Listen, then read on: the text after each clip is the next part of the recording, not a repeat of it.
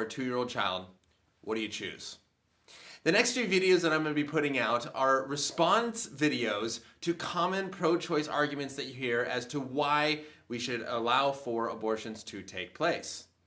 And so if you don't want to miss those, subscribe below. But starting off with the first video is a common pro-choice argument to show that the pro-life person is actually inconsistent, right? The hypothetical scenario goes something like this. You're in a clinic and the clinic is on fire. You're running out of the clinic, and as you run out, you hear a baby scream. And you look into the room to your right, there's a 2-year-old child and a vial of 1,000 frozen embryos. What do you pick?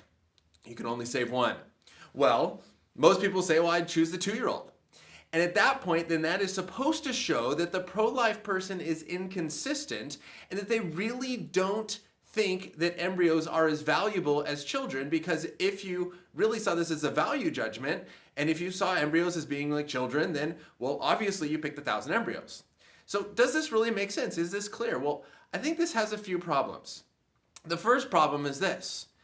All this shows is that we're human. It doesn't show the value of that thing. So for example, if there is, let's say, my wife and 5 random women all trapped, and I can either save the 5 women or my wife, what am I picking? I'm picking my wife.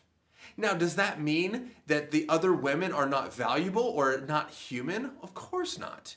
It shows that as humans, we have an emotional connection to some people that causes us to choose them over something else.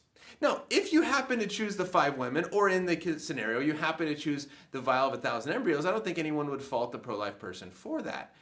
We have to make a value judgment there. What is happening in this scenario is that you have a very difficult hypothetical situation where it's a no-win situation, right? Do you pick these kids or that kid? Do you pick these women or do you pick that woman? Well, this is a no-win situation and you're gonna pick one. But what this does, it shows that we're human. It shows that we have a connection to some people and that we are maybe connected more to a child, but that by no means shows that the embryos are either less valuable or not human. At best, what this does is it shows that the pro-life person is maybe inconsistent in their view, that they really maybe think that, that the child is more valuable or something. But when having the pro-life discussion, if that really is the goal, and I don't think it necessarily accomplishes that, but if that really is the goal, then we've missed the point. The goal should not be, is the pro-life person consistent or not? The goal should be, should we allow for abortion or not? The question is the unborn a valuable human being? Not, is the pro-life person consistent or not? And there's a lot of consistency arguments, and I might bring up a couple more, but that should not be the focus. Okay, let's say I'm not consistent. That doesn't change whether the unborn is a valuable human being. That is the focus of this conversation. And when we allow the conversation to drift to consistency, we get away from what really is important. Let's stay to talking about the unborn, not the person making the argument. That's a genetic fallacy. Let's not go there.